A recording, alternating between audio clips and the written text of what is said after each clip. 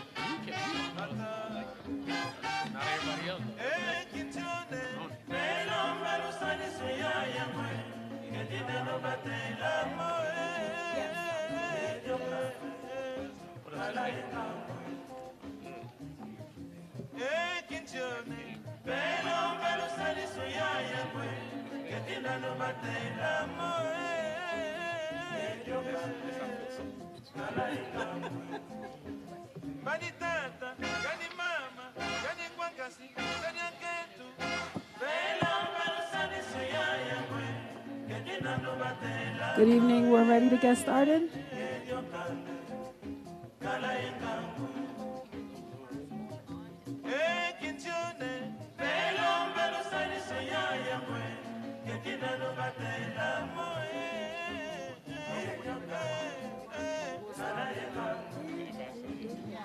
Maybe a little bit.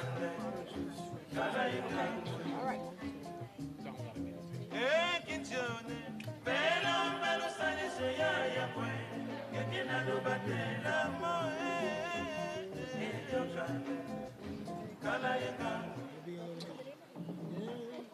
So There's always every day is an interesting day. yeah. There's never a dull moment in this general vicinity.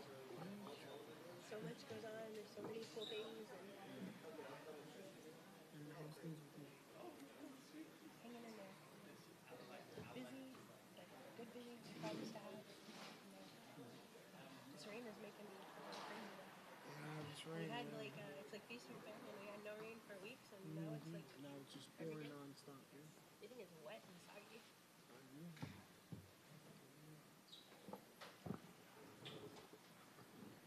Okay, good evening, everyone. Today is September 9th, 2025. We are going to start the Little Haiti Revitalization Trust monthly board meeting.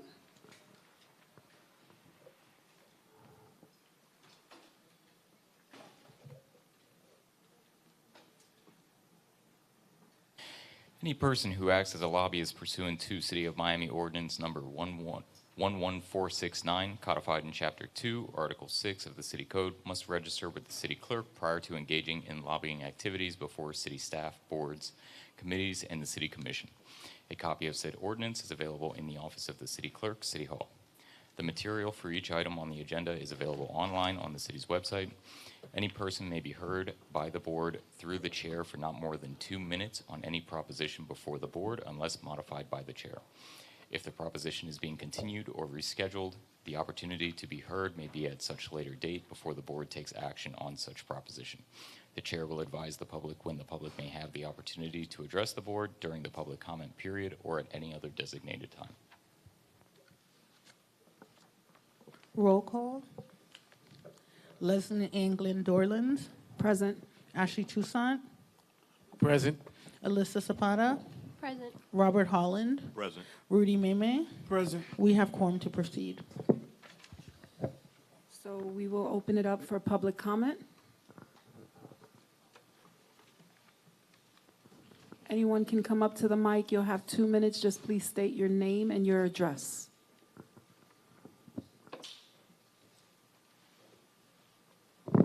Good evening, everybody. Chair, Vice Chair, members of the board, community.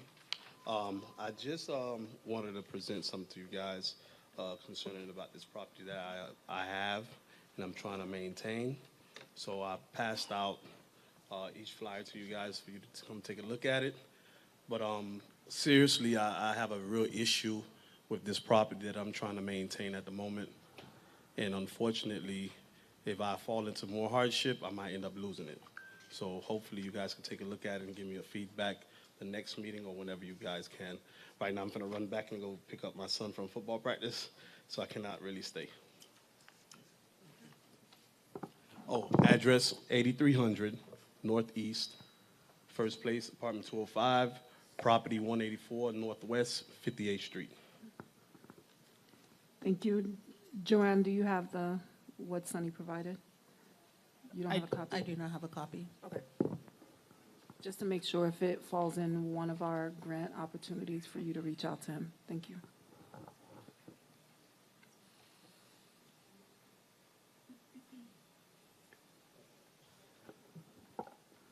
Any other public comments?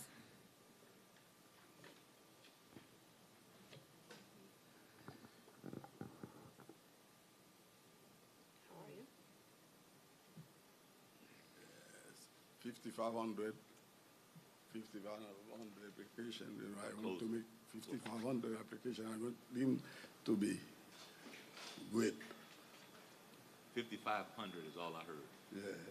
The application, I want it to be great. Oh. Yes. I want everything to be happen.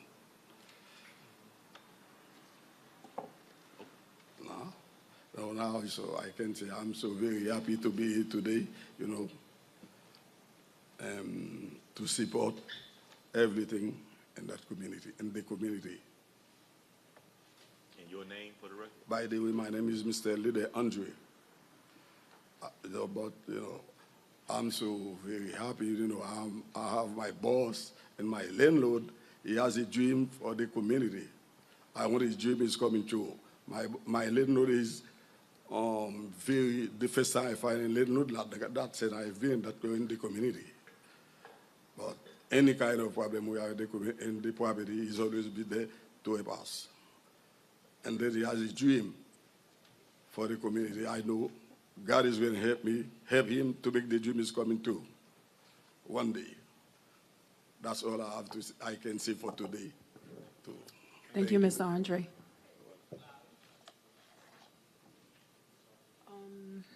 Announcements? Well, I'm Do you sorry. want to close public comment? Is there any other public comments? Go ahead, I'm sorry. Good evening. John Longchamps or Jean Longchamp, speaking about 5500 block application, and I support it. If it emulates something like Upper Buena Vista with great parking, I say why not? Go ahead. Hello. I'm also a tenant in the area. I love this area as a Haitian, and I am in support of everything that Midgard's doing right now.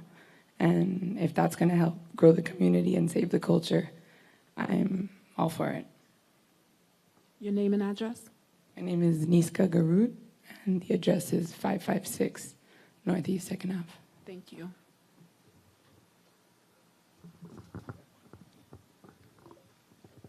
Any other public comments?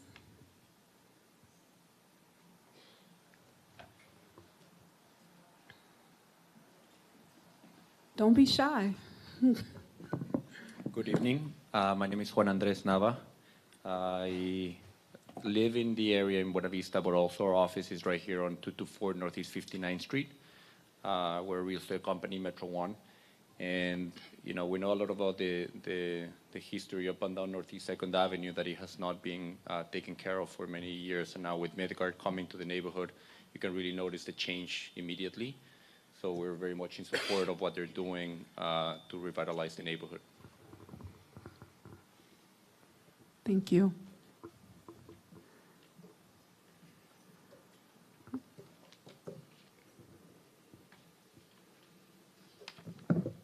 I'm short. My name is Devora.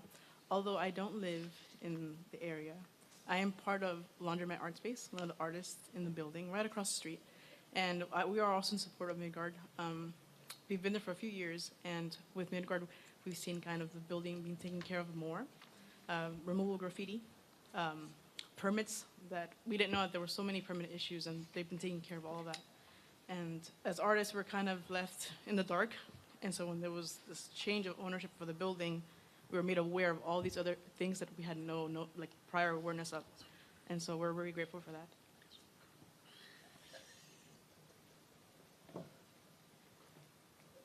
Hi, my name is Gabby Bhatia. I'm going to piggyback on what she said. As an artist and a movement specialist, I grew up dancing in Little Haiti Cultural Arts Center with Peter London and New World School of the Arts. And to be opening a movement studio and a wellness studio in this area, 5525 Northeast 2nd, is really exciting. To be invited back into this area and to be able to give back into the wellness and movement community, I'm very excited at the development, and I fully support their huge vision of what's going on here. Thank you so much. Hello, my name is Daniela Setnik. I also work at Metro One on 224 Northeast 59th Street. Just want to say I love working in this community, eating in this community, breathing in this community. It's absolutely amazing, and developers like Midgard are exceptional to work with, and we're very excited to be working with them.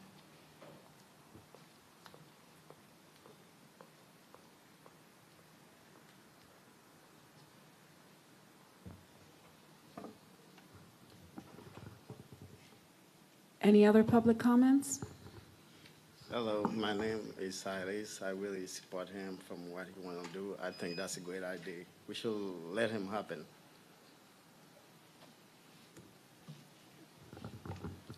Thank you, everyone. Any other public comments? So I'll go ahead and close public comments. Oh, wait.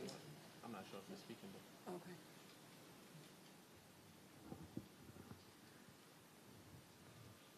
We'll go ahead and go into announcements.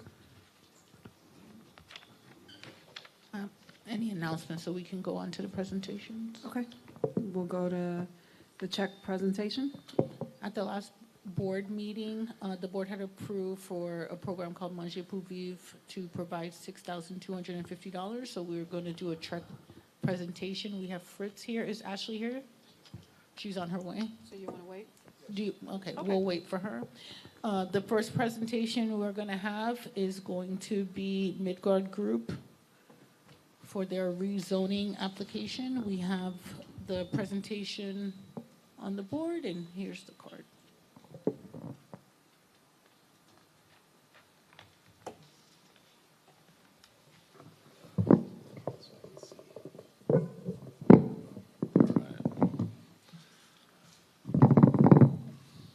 All right. Good evening, everyone. I'm Steve Warnick from Day Pitney here on behalf of the applicant, which is an affiliate of Midgard Group. With me is Isaiah Valsine from my office. Also, Aaron Goldstein from Midgard is here. And we've been in front of you before. It's been a few months, but over the past few months, we've had a chance to dialogue with a number of folks in the community, work with Joanne, work with District 5 Commission Office, really understand some of the concerns that were out there, and we've come with a covenant this evening that is associated with this rezoning application. So I'm just going to spend 1 minute giving a quick recap on the property and what we presented before, and then present on the covenant that is being proposed. So if you see on the screen, there's a site. This is just a few blocks to the south of us on the west side of 2nd Avenue. The east part of the property is in yellow. That is already T50 zoning. The red part of the property, what's showing in red, is the subject of the rezoning application. And so this rezoning that was filed is to unify the zoning in T5. What we presented previously is on the screen with the site plan that really reflects Midgard's goal to activate the site, hopefully bring in small businesses, local business participation, take what is a site that is commercial today, but kind of scattered. It's not very productive, what's out there today, and really design something that can involve people from the community, be a place to gather, be a place where people are excited to come, but also maintain that community feel and also the character. There've always been, and you've seen this image, I'm sure, several times before, they're very focused on maintaining a Caribbean and Haitian design aesthetic, and that's actually now reflected in the covenant as well. So just to recap, this has been a long process for a rezoning application, but I think one that hopefully we find ourselves in a place that it's been very productive conversations. While it may have taken longer for us on our end to get through the process, hopefully we're all better off for it. This started back in 2023. We were in front of you last spring on a couple of occasions. We were also here earlier this year with a community workshop that District 5 participated in and hosting. We've had a number of different meetings in the community. And so what we're here with today that's different than before is, one, the rezoning request. Instead of unifying the property equally as T50, the west side of the property would have a T5L designation, which limits commercial to 1 and 2 stories. So that actually creates a transition that is different than the zoning on 2nd Avenue itself, and hopefully is that bridge between the commercial and residential as you go further west. The other commitments that are included in the covenant, as I mentioned, the buildings are going to adhere to the Little Haiti French Creole design standards, and today, by code, they would be required just for the frontage on 2nd Avenue. So this would now apply to any structures improvements on the site, regardless if it's 2nd Avenue or on 55th Street or 56th Street. At least a minimum of 20 parking spaces are going to be provided on the west side of the property. If under the zoning today, it's probably lower than that number, so we're committing to 20 because we know we can fit 20 If we can fit more, there could be more parking, but the goal there is to make sure that people are not spilling out into the street. You know, that people have a place to park, there's a place for loading, there's a place for parking to support the activation of the site. Third, at least 33% of the kiosks and vending carts that are on site will be reserved for Haitian-owned and Little Haiti small businesses. So that could be existing businesses or startups, and we're hoping that we can exceed that number. And then the final piece is that any application under Section 8 of the covenant shall be presented in a community meeting, at least one community meeting, and provided to the Little Haiti Revitalization Trust for its review prior to formal submittal to the city of Miami in that event. There is one additional item that is not in the covenant itself, but just from some feedback we've heard about the term of the covenant. It was proposed as 10 years, and so the Midgard is amenable to extending the term to 20 years to really show that they are committed to this community. So with that, I'll pause and available for any questions or comments, and appreciate your time.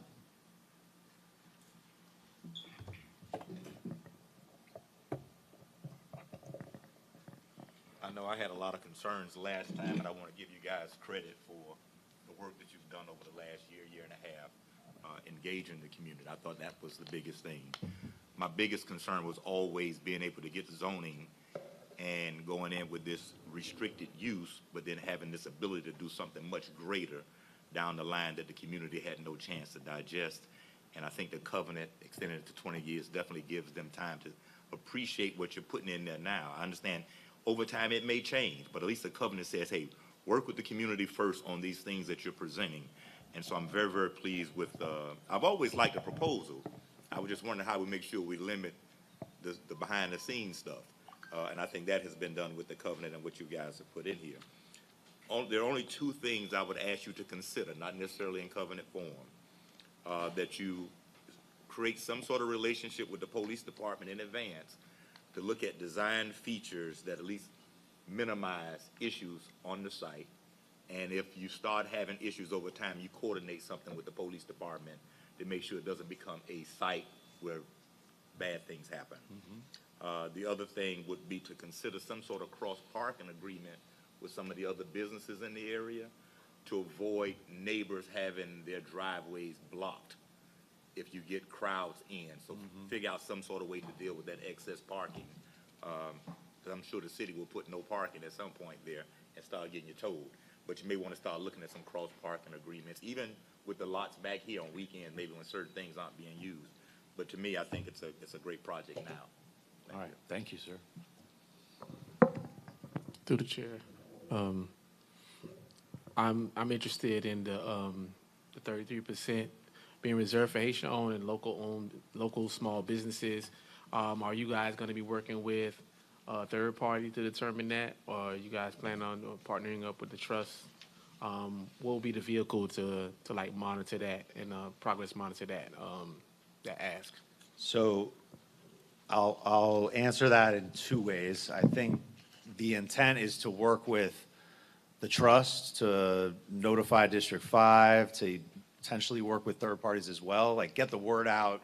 I think, Aaron has already established a presence and a relationship with a number of stakeholders in the neighborhood, and when opportunities present themselves, his interest is making sure businesses know about it, right? In the covenant itself, what we've added is just to clarify like a process.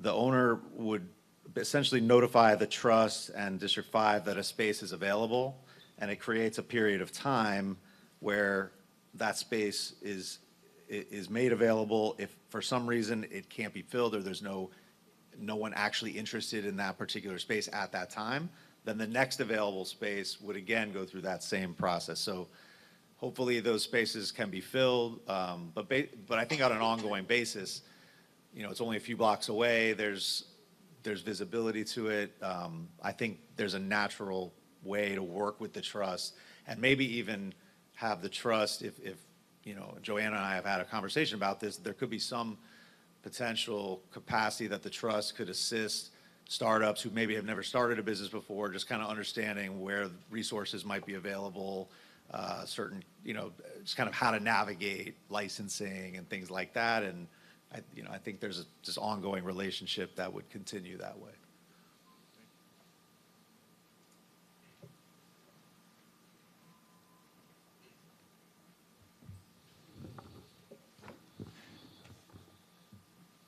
Hi, good evening, Mr. Warnick. Hi, how are you? Good. I too have a couple of questions. Hopefully you can answer those for me. How many total businesses are planned to be housed in this area, in this development? We don't know exactly, but that's part of why we set up the percentage that way, that, you know, for example, if there are 9 kiosk vending card opportunities, that would create a minimum of 3 that are designated. But if that went up to 12, that number, you know, that minimum would go up to 4.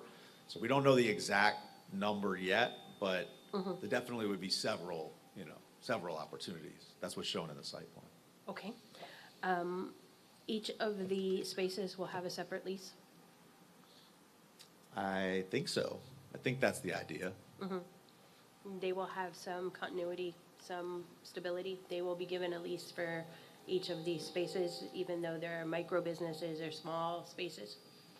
Yeah, I mean, I think the desire is to have different types of businesses, right? Different offerings so that there's a, kind of an eclectic mix of what is being offered there. But very much an interest in, you know, giving tenants that ability to ramp up, to be there, to advertise, right? To like promote themselves. So I don't think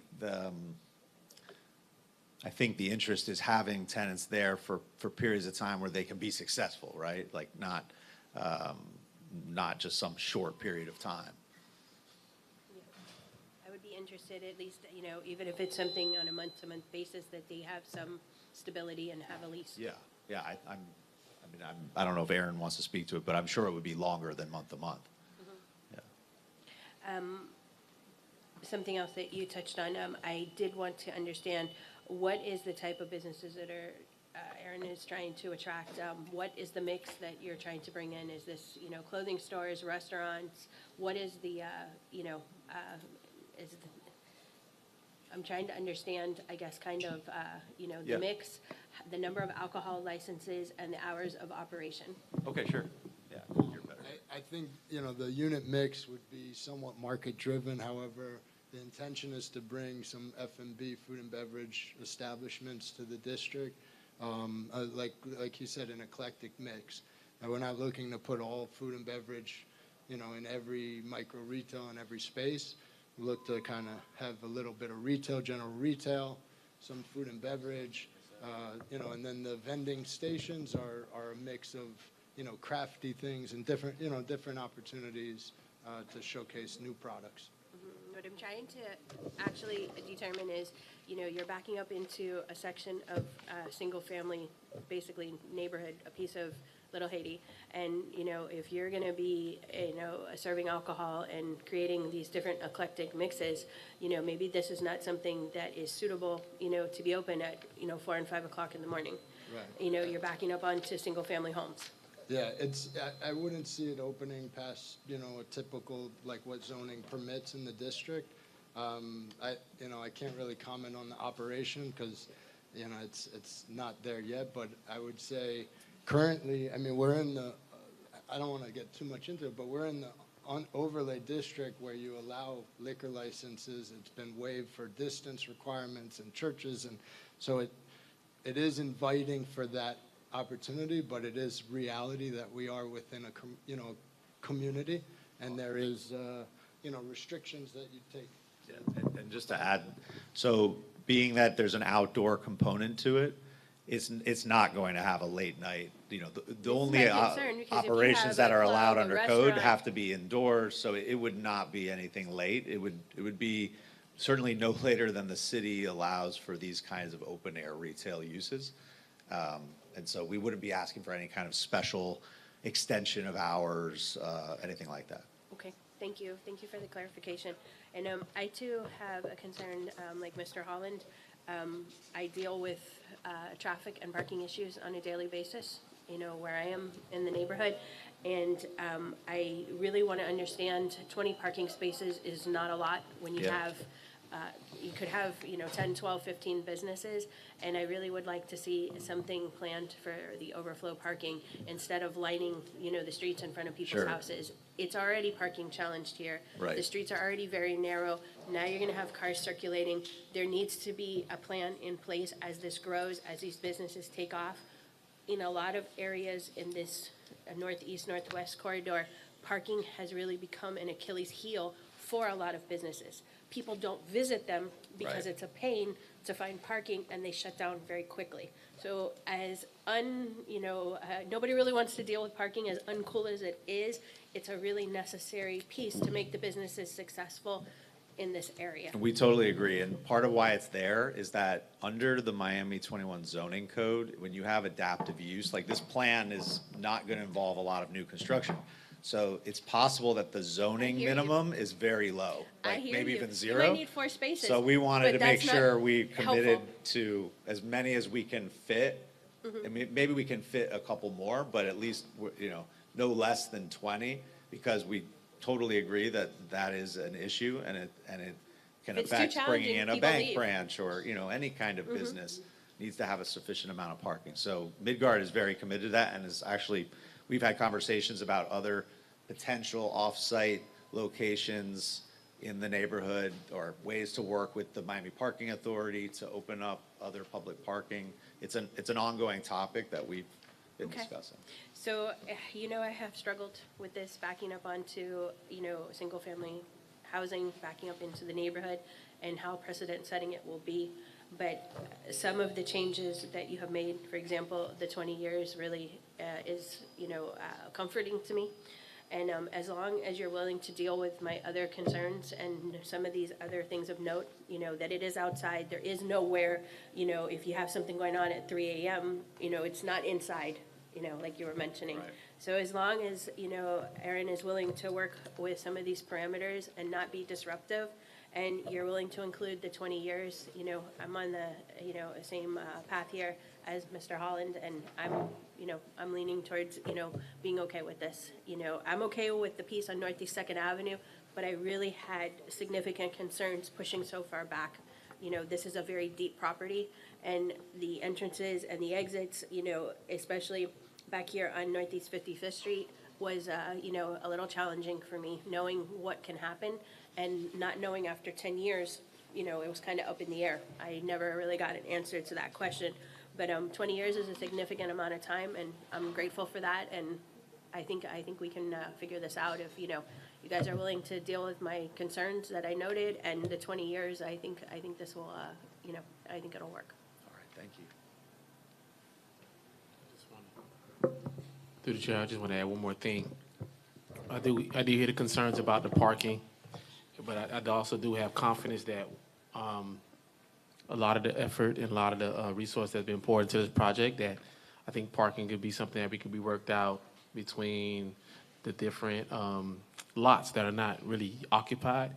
If you walk down Northeast Second Avenue from 62nd Street, after 6 o'clock, after Fernandine closes at 6, there's nothing else open. It's like a ghost town. So I think we have room and capacity to grow out a few more parking spots. And if that becomes an issue, Miami is becoming almost a world-class city. Like, we have to push ourselves to figure those kind of things out. So that's not a real concern to me, but, I welcome the project, and we'll see. The community is going to hold you all accountable. You brought a lot of people here. And so we're going to be watching. And that's all I got to say about that. Yep, I agree. Okay. I was going to move the item with a recommendation consistent with the amendments that was made on the covenant. If you could, Robert, please make a motion, and then Okay. with any additional conditions. So there's a motion to move the item that's on the agenda along with the amendment of the 20-year covenant, with the understanding that they'll work with the trust and with District 5 on those other issues as they may come about. But they should be allowed to go forward for the development. Is that a motion? Yeah. All right. Second. All those in favor? Aye. Aye. Aye. All right, thank you very much. Thank you. It passes. Next, I'd like to take a moment prior to our next presentation to invite the graduates of our parenting class. The trust has been partnering with Catholic Charities to put on a parenting class. So I'm going to ask all the graduates from today. Today's their graduation. That's why they're wearing cap and gowns. And I just wanted to have an opportunity to recognize them and for them to take a photo with the board members. All right. Up here? Yes, they're going to come up here in the front. And their teacher, Maria, is here as well. She teaches the financial literacy and the parenting class. Ashley Toussaint was present at the graduation for the father's class. And today we have I think they're mostly mothers of the parenting class.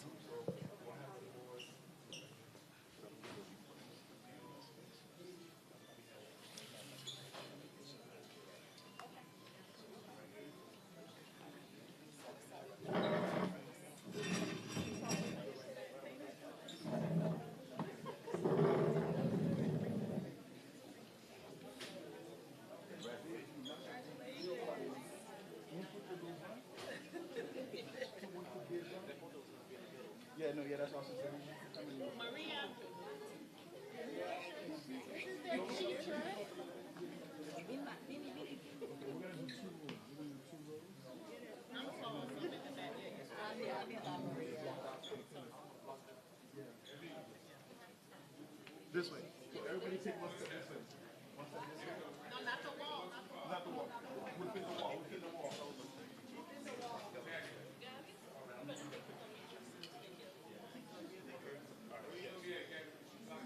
I'm gonna get out.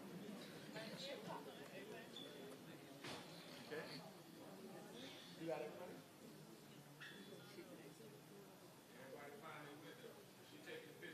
All right. Everybody give a nice smile.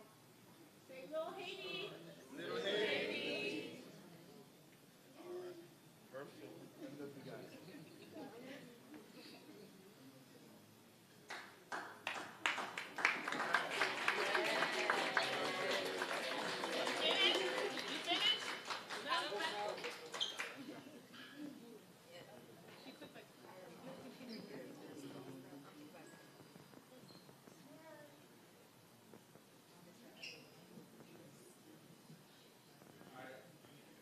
Thank you. Thank you.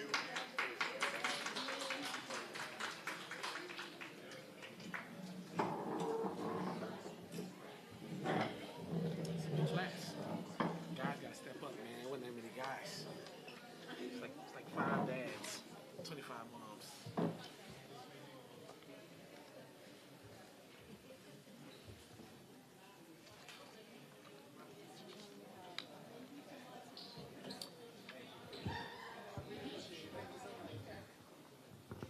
So the next thing we have Is I'm going to invite Annie Lord of Miami Homes for All, who is going to do a presentation on a proposal for Little Haiti.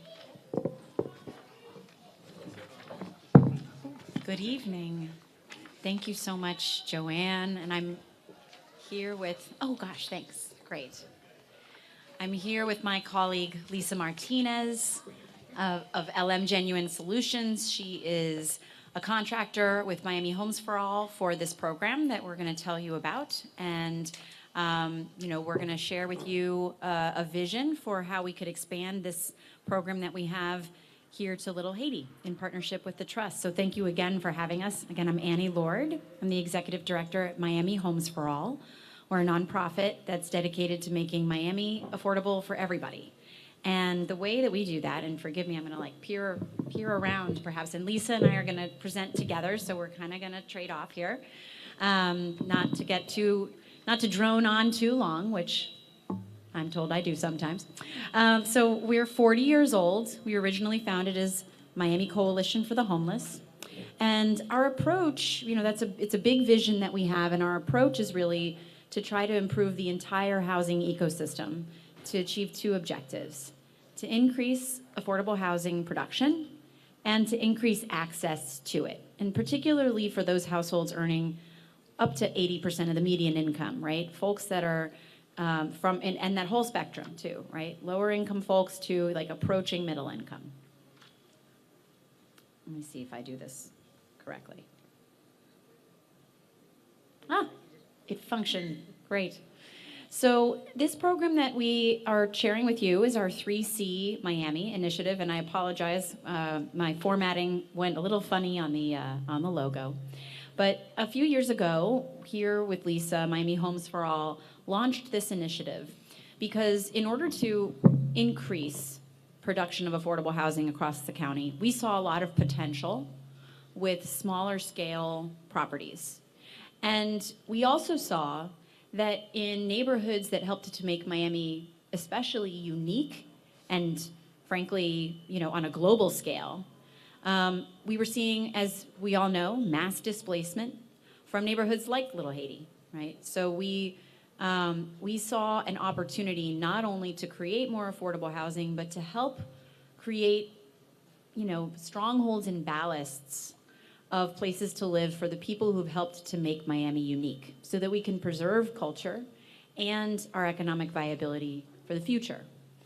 And the last objective that this program sought to achieve was to help local property owners, whether they're families or nonprofit organizations or even houses of worship, to help them build wealth, either intergenerational wealth that they can pass on to their children or community wealth, right? Assets that these organizations that are so important to our communities, assets that they can grow so that they can remain strong. And we have been working with 10 property owners and developers to develop 15 affordable housing projects, all small scale multifamily, so less than 50 units, and totaling around 160 units in 5 neighborhoods across the city. And not only that, but we're able to partner with local community organizations to make sure that residents and other property owners are involved in the neighborhood development process. And we're deriving lessons learned that help to change the entire policy and financial ecosystem so that it's not just about these 160 units, it's about what else can be done in small scale development across the city. And the gist of it is we'd really like to do more here in Little Haiti. We think there's an opportunity, and we've had the benefit of, thanks to Joanne, inviting us to a recent panel presentation. We met a lot of property owners who were really interested in this program. And so the benefits that we think, I think I'm kind of touching again, but the benefits that we think this could bring to the trust and to the neighborhood include community education, right? So that, like I said, residents and stakeholders the development isn't happening to them.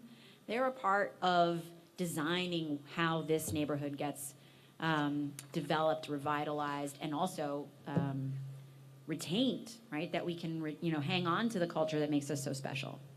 It's an economic development initiative because it attracts investment and development into, in some cases, it's rehabbing properties or it's building new. That creates jobs, and like I mentioned before, these are wealth-building opportunities for property owners of all kinds. And lastly, of course, we get the affordable housing that our county and our city so desperately need. With that, I'm going to turn it over to Lisa.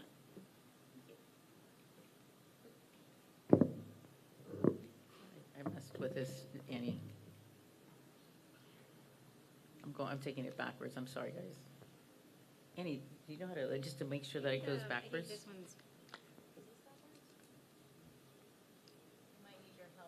Just to go backwards. So, all right, so then the slide that you are not seeing right now, it really is explaining why Little Haiti. Let me just try it one more time. There it goes.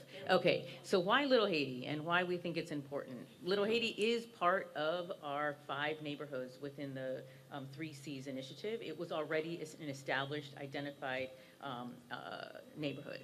However, when we're thinking about the future of this initiative and addressing the effort to be able to scale and to sustain, Little Haiti is most certainly a community where cultural preservation in the face of gentrification is at the heart of our priorities. Individuals that own their own properties, that want to be able to develop it and retain the culture of the community is a priority. And when we're thinking about gentrification, at the heart of it is we want to make sure that that doesn't lead to displacement. And if we're keeping landowners in their communities, developing affordable opportunities for residents to stay, that's a plus. We also recognize that there's an urgent need for affordable housing, and within this effort, the units that would emerge within these projects would be interconnected to keeping it affordable. And then finally, having a community-rooted development model through this particular program, we are not an effort that is going ahead and coming into a community and saying, this is our program, follow along with the program. We are working with nonprofits like the Haitian American CDC, working with faith-based organizations to be able to help us work alongside community with community. And so what we have framed as an ability to be able to go deeper with the trust potential consideration are 4 pillars of work. One, to be able to address the technical assistance in being able to identify the individual property owners that had already been mentioned. We want to be able to identify them, provide one-on-one consulting from pre-development all the way through construction, including applications for funding. And this isn't just something that we are saying we want to do. We have done that already with property owners and 15 different projects across the city. And so with that being said, we also believe it's really important to be able to ensure that the development that does take place remains interconnected to the neighborhood, working with nonprofits within the neighborhood to work with residents and establishing and strengthening the relationship with those that are developing their properties. That's at the heart of the model as well. Additionally, pre-development grants. So if we get everybody kind of prepped and ready to be able to develop their land or preserve their property, the idea of the work that they would have to tap into, we prepare them for the application for pre-development grants that would address prepping them for their construction phase by ensuring that expenses such as design, environmental studies, and permitting can be able to be a process that we work alongside with them to carry them forward to the construction stage of that work.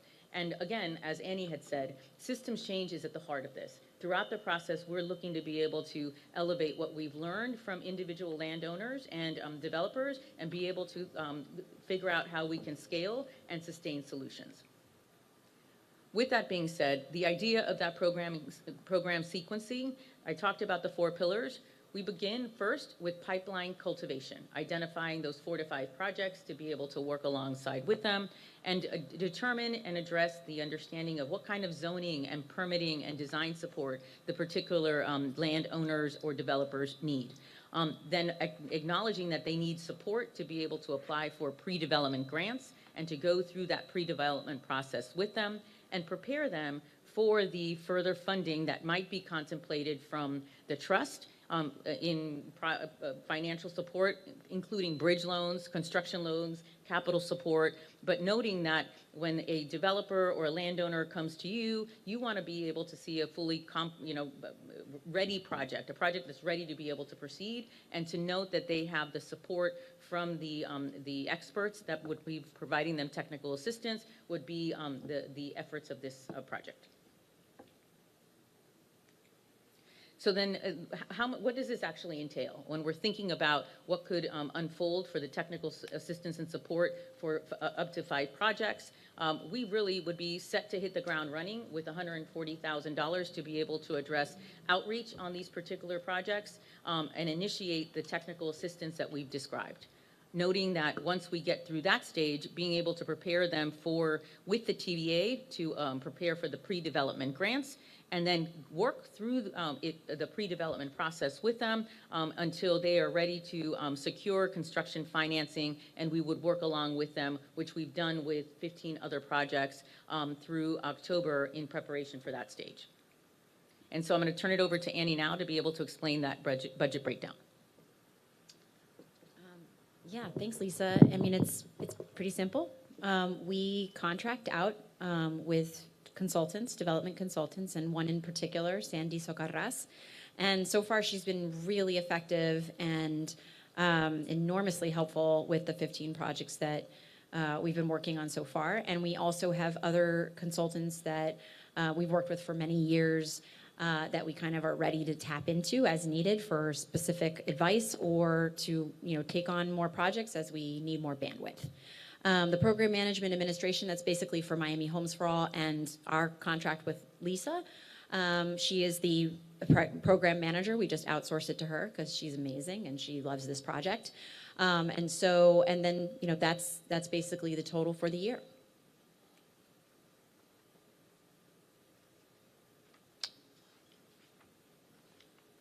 Sorry, trying to advance. There it goes. Great.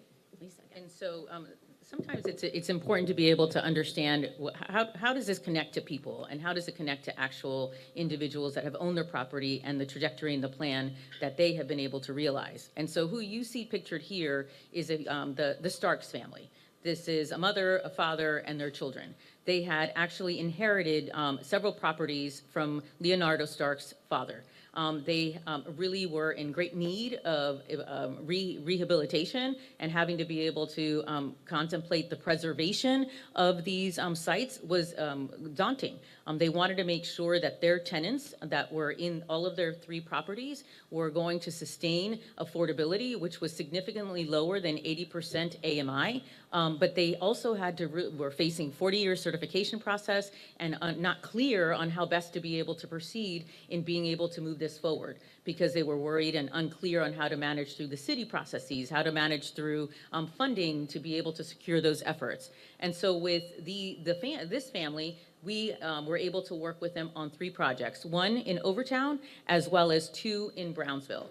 And you will see here, they're standing right before their property in Overtown. It's called Palm Plaza. It's a multi-unit building that will bring forth 16 units to be able to be not only renovated, but also ready to be able to keep affordable. And what they have done is been able to not only utilize the pre-development grant through this process, but they also were able to secure NOAA grants from the counties and Omni CRA grants, and so that their game plan and their trajectory is ready to be able to bring Palm Plaza forward. They're going through the permitting process now to be able to embark. Actually, they've finished the permitting process on Palm Plaza, and they're finalizing the permitting process in their 2 properties in Brownsville, and they are on their way in being able to make sure that these 3 properties are not only preserved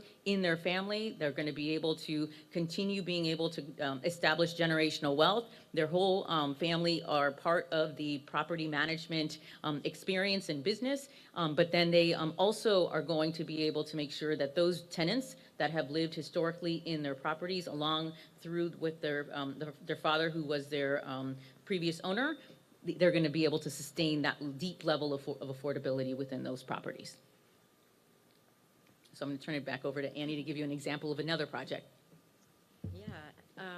So in another neighborhood in Allapattah, we've been working with a really successful nonprofit there called the Allapattah Collaborative CDC. We've partnered with them for many years.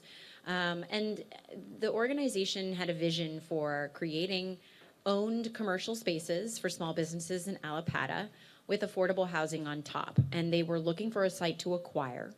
And they had done a fantastic job, actually, of amassing capital from many different sources, including some grant funds that were going to help them with the closing costs. But there was a kind of a timing issue with those grant funds, which they could only access after closing.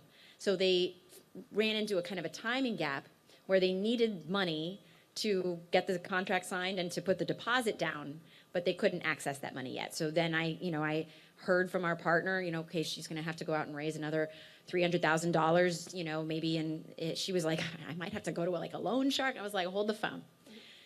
Miami Homes for All has been looking for an opportunity to make a direct investment in a deal. We also know of a philanthropy that is looking for a similar opportunity. Maybe the 2 of us can come together and we can act fast and you can get this contract, because there was a timing also. It was the last minute that they sort of realized this issue. So we were able to recruit the philanthropy to come with us and to make those bridge loans, basically. They did acquire the site. We were paid back. And this was a little bit of a demonstration of not only how we can support, getting through, applying for funding, getting through permitting, but also what other resources we can bring to bear. And this is actually an example of how we're also hoping to organize capital for other projects. So this was a little bit of a prototype for Miami Homes for All, when kind of going back to that question of, well, what does it all amount to besides just these units? We're now creating a funders collaborative that will bring together philanthropy, banks, public sector, and nonprofit lenders to organize funding for projects kind of in the same way that I just articulated, which is like, oh, there's a problem, there's a gap. This meets the priorities that we all share. Let's make sure we're investing in ways that actually make real projects go, and let's bring new funding and let's make it go fast. So this was another example, this was a little mini example of our vision for creating new systems that can help propel more affordable projects. And so to close it out, we come to you today to contemplate the idea of being our partners with the community, and being able to have an understanding of how we can also partner with community landowners, people that have historically lived in Little Haiti, and how we could be able to help support that process in preparing them not only to be able to be ready, funding ready, development ready, before you, but also other funders, and in being able to make sure that they also are not left on their own as they have to travel through the processes of the government approvals, and ultimately making sure that not only is it the landowners that are building generational wealth, but also that affordable housing can be able to be retained in Little Haiti. And so at the heart of everything that we believe in, and before you today, we do believe that together we can preserve affordability and cultural legacy in Little Haiti. Happy to answer any questions you may have. All right, so I have a few. I thought it was mentioned to me that it was 140 over a 2-year period, not a 1-year period. Am I correct about that, or no?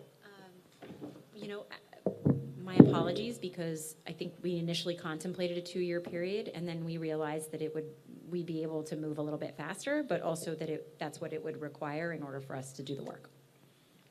All right, so I'm still a little confused. I've heard great things about you guys.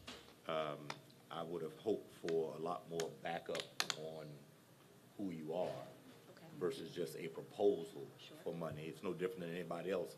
I just got a proposal. I'm like, all right, well, who are these people? But I've heard great things about you.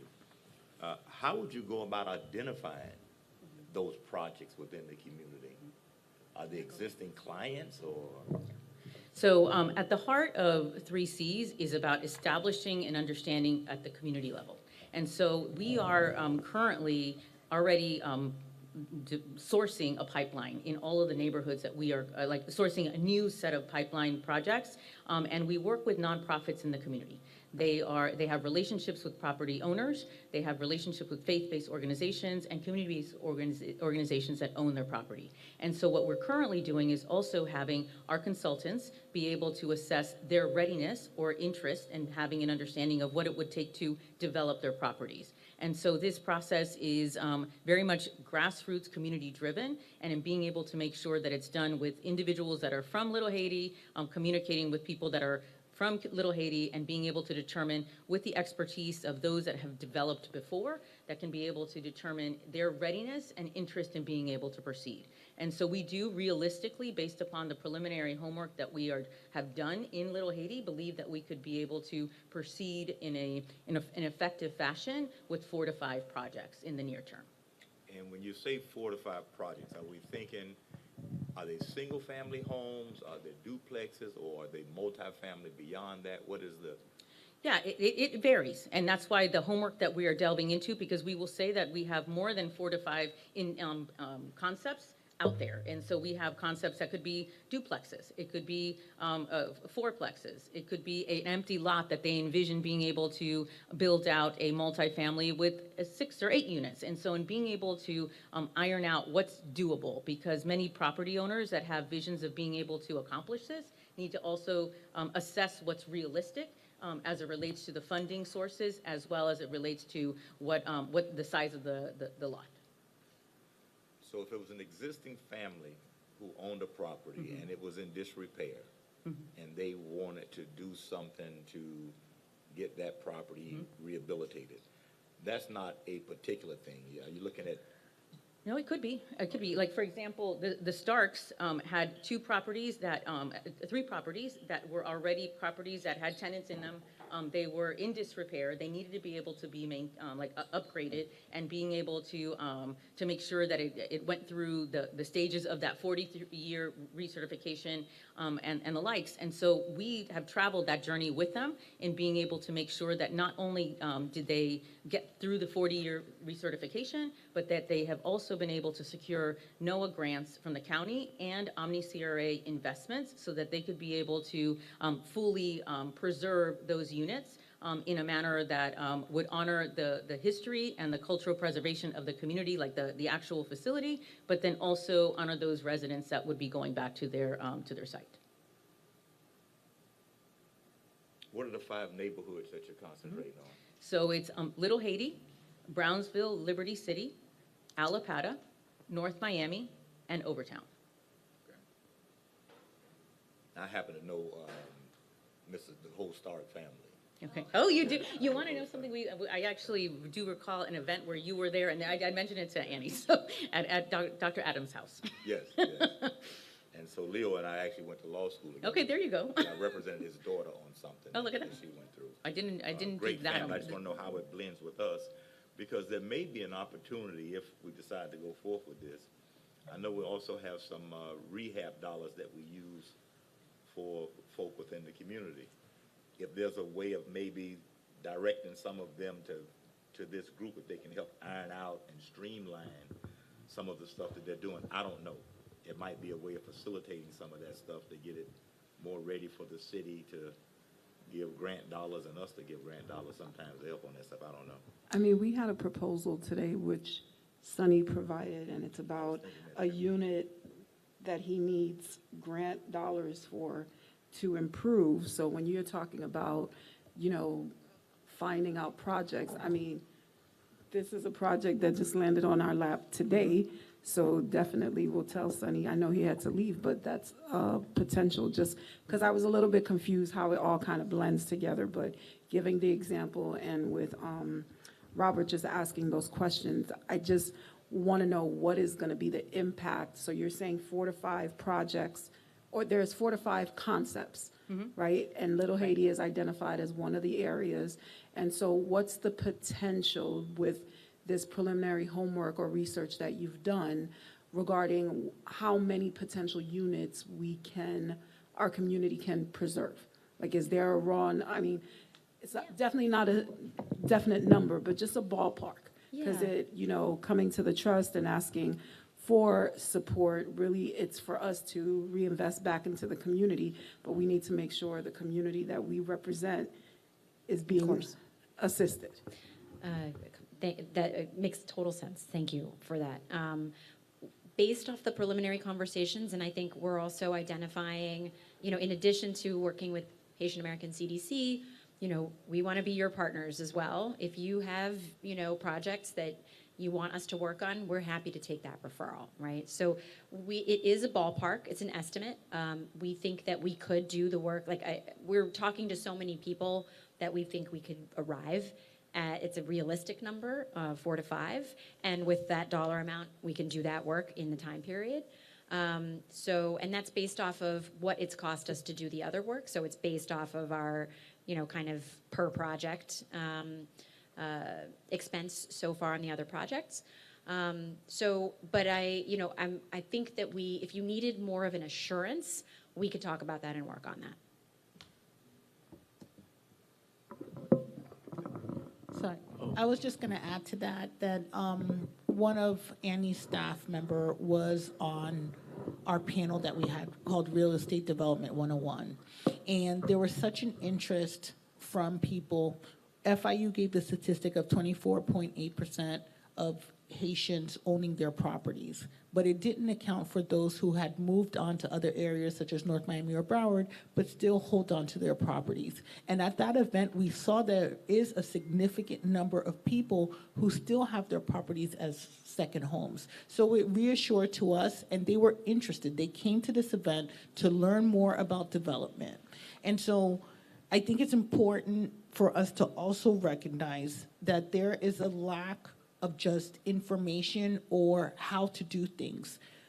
I'm gonna use Sonny as an example because this is probably the third time that he's come to our meeting to express to us this is the issue that he's having.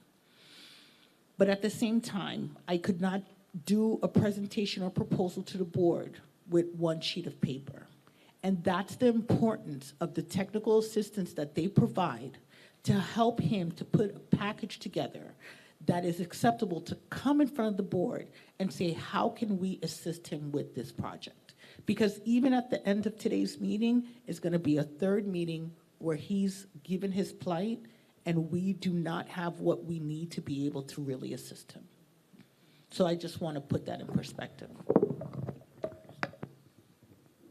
So if I can make this statement, I'll be done. You guys can take it over after that.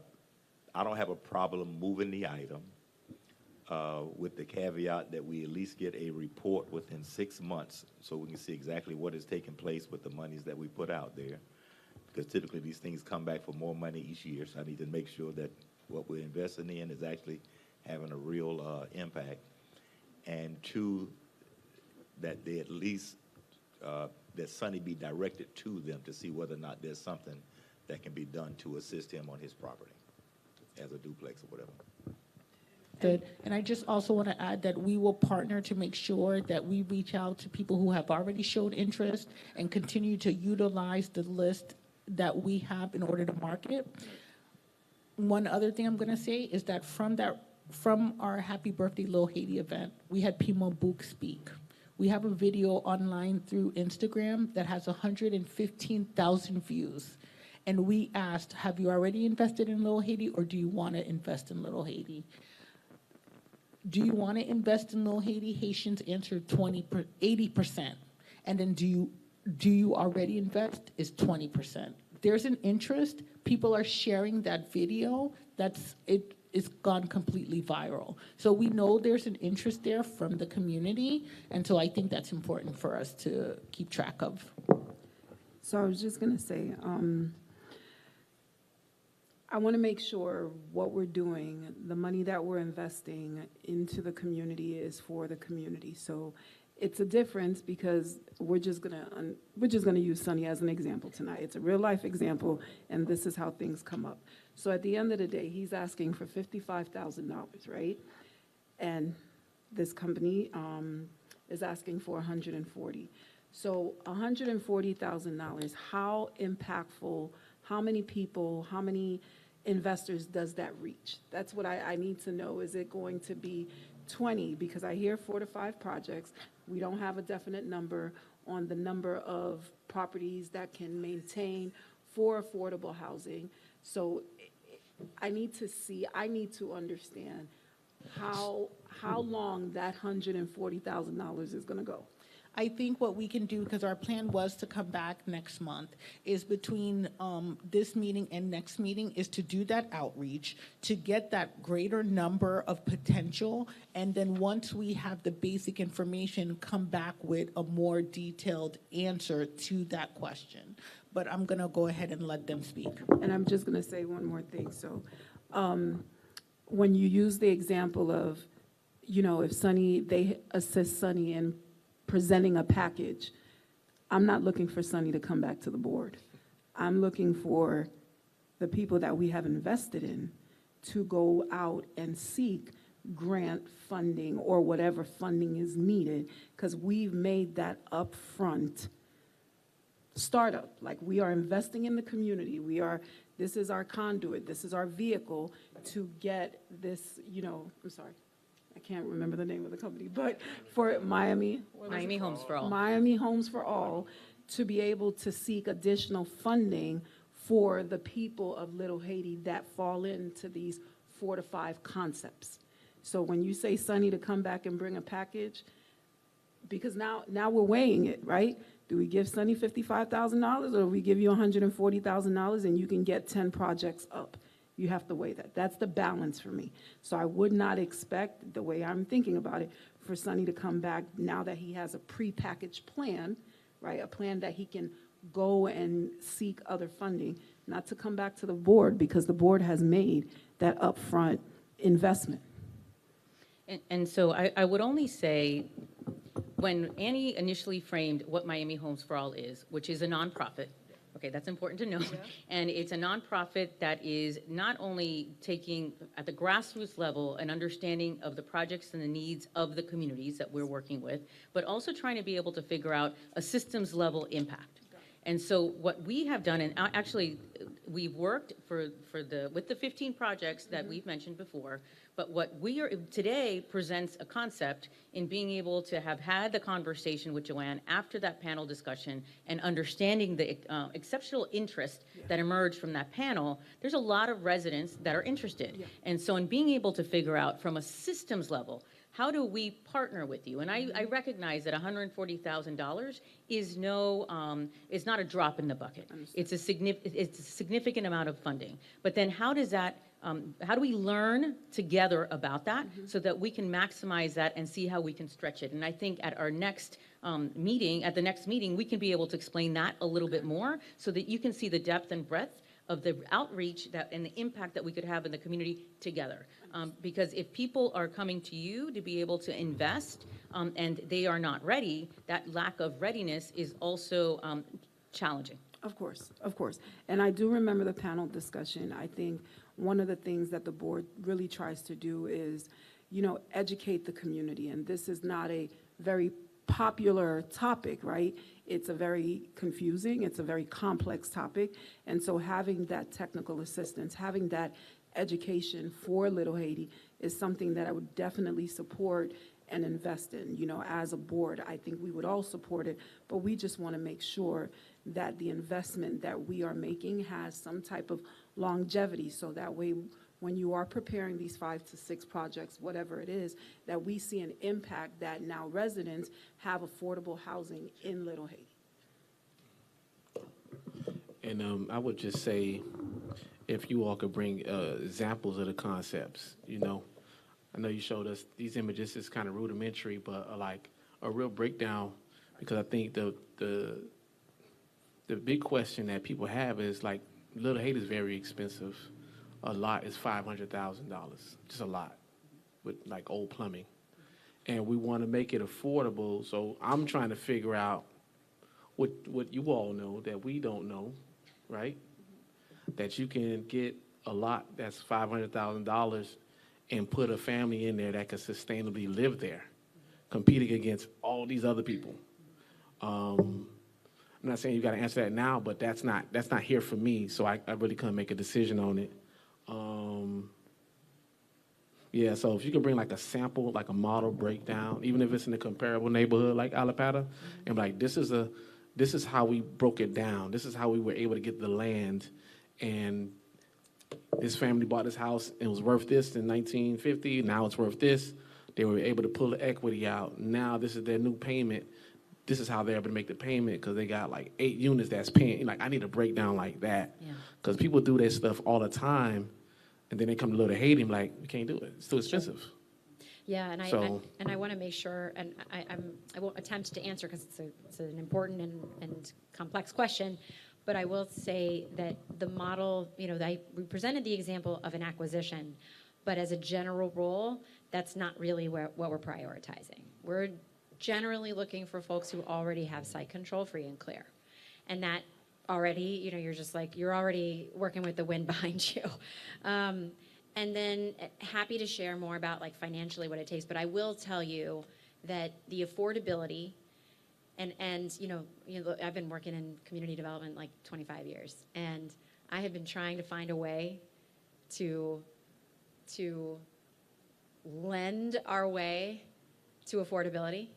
And there are real limitations to that, right? And so the public sector, has played a very important role in the capital stack for all of our deals so far.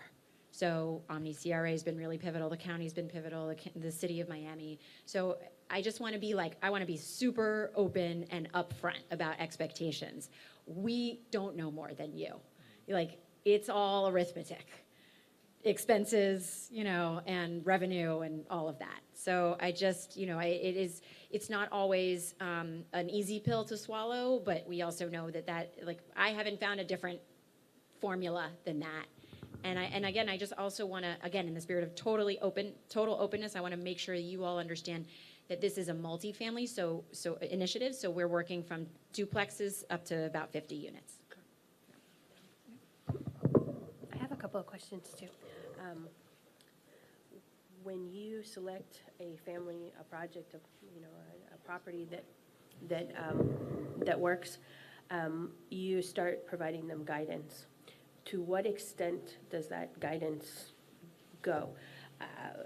You're talking about, for example, the 40-year recertification process. This can become very, very extensive. Do you assist with architects, with engineers, with, contractors, getting, if there is deficiencies and they have to be fixed? I mean, how extensive is your, technical assistance? Because there's a lot of people here that, again, Sunny's a great example. There's a lot of families that maybe live in a house, they have a unit, a triplex situation, but here, as Ashley was mentioning, a lot of the properties aren't in great condition. They've, really become dilapidated. So it's a huge, mountain to get over. And once you start picking this apart, you have the county to deal with. You may have contamination issues. You have state stuff to deal with. You're dealing with the city. Just to submit for a permit is, sometimes you're talking 6 months just to get through getting a set of plans approved. So I'm trying to understand, when you guys select, this property will work, we can work with them. They own it. It's been in their family for 3 generations. Could you describe, you identify me, we start on this, I have a fourplex. What happens? Yeah, a great question. And next go around, when we come back, we're going to have specific examples about what that capital stack ended up being, what kind of specific support individual projects needed, what kind of projects did we take on. We did take on, we've worked with an individual that owns a property in Allapattah, 4-unit project that ended up facing code violations, and then having to be able to go through that process and then an entire rehab process. And so when we think through, what does technical assistance mean? What does education mean? We were in the midst of, when we first started this project, because these first 15 projects, we've learned a lot. And initially we thought, okay, it'll be TA, we'll meet with them a couple of times a month, and we go from there. That's not what ended up happening. And so what we have developed is a model where we have had philanthropy investing, but now we're leveraging different investors within this process for the communities that want individuals to stay in their communities and be able to navigate these processes with the support that can actually get them through the pipeline. But sorting through, getting quotes, assessing the quotes, being able to then move forward with a permitting application and how best to be able to do that, and traveling through that process, going through the process of developing pro formas, being able to address the applications to public funding opportunities, the concept of Sunny, and even if Sunny can be able to go to different places for public funding, we would probably strongly advocate for him to at least have you all consider a sliver of his project, but you can also understand that you wouldn't be the sole entity having to be able to invest in that project. And so we have traveled that journey along the way, and we're still traveling that journey with all of the different property owners, including the Starks. Just this afternoon, we were talking through their agreement with the Omni CRA and the complexity of that particular piece. And so it has emerged as a very intensive level of technical support. However, we are also trying to be able to figure out a continuum in-depth level of support, and then also trying to be able to see, is there another way that we can be able to also, like different options for different individuals that may not want to have even touch it in regards to them having to travel through the process themselves, but how can we navigate helping them identify a developer for a fee, and how we can be able to, so there's so many different models that we are learning through this process, that landowners and individuals that want to be able to sustain their tenants within their communities, or to be able to provide opportunities to have tenants within properties that they develop, that they don't know how to navigate the system. And so we are trying to also create virtual tools and pathways and a full toolkit that if somebody is somewhat savvy and he can be able to do it like a do-it-yourself kind of experience, but we're also trying to be able to make sure that there are sources of information, and we're currently developing those as well, that they could be able to also navigate. And so trying to understand the different needs and preparedness for them. So we'll come ready to go to be able to explain those specific projects, but to your point, right now with those 10 individuals, Sandy, who you have not yet met yet, is with them all the time, has weekly meetings with them, attends government meetings, meets with the contractors, analyzes quotes, advocates for them in assessing that process. Thank you, because that is something that, even somebody who works in the industry, it is a very frustrating thing to deal with, the different agencies having jurisdiction, to deal with the city, to deal with, It's frustrating for us. it's a heavy lift a lot of times, and, you can have two identical problems and you will not get an identical answer. Amen. So, yes, I've had many experiences that are, I consider them to be long-term, and you didn't plan for them to be long-term, and people run out of road, they run out of time, money, patience, all of it. And, you plan for 3 months, you plan for 6 months, and it ends up being 18 months. Yeah. It really is counterproductive. So, yeah, that's a concern of mine. So. Yeah, and again, I want to make sure that we're completely open with what we know now and what we could potentially expect. Okay. I wouldn't expect any, probably, right, if we identify, especially if we're spending the first, quarter or trimester identifying the deals and kind of like onboarding them, I wouldn't expect them to be wrapped up in our engagement with them to be done in the 12-month period. So when we came back with kind of like a year funding proposal, it was without, we take it very personally, and there's no way for you to know that or for us to prove that, but when we take on the deal, we're like, okay, we're in it to the end. We're in it to win it. So, but it is true that we also have, we've seen that there's basically like a monthly and an annual kind of expense that's been incurred as we do it. And we're gonna see, right, on average, how long do these projects take? Can we get that number of months down? But I just wanna make sure, again, we're just being completely open.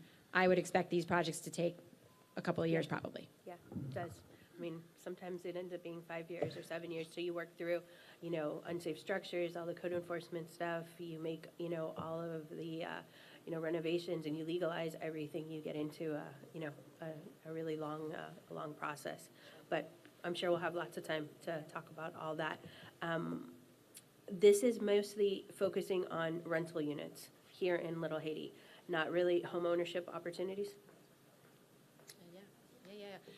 So we're also not, that ends up being what is most probable, but not our focus. Our focus is not only rental. So to the extent that we have projects that want to go for a home ownership, we're excited. So we do partner with the South Florida Community Land Trust on their Place Louverture project, which I know you all have funded.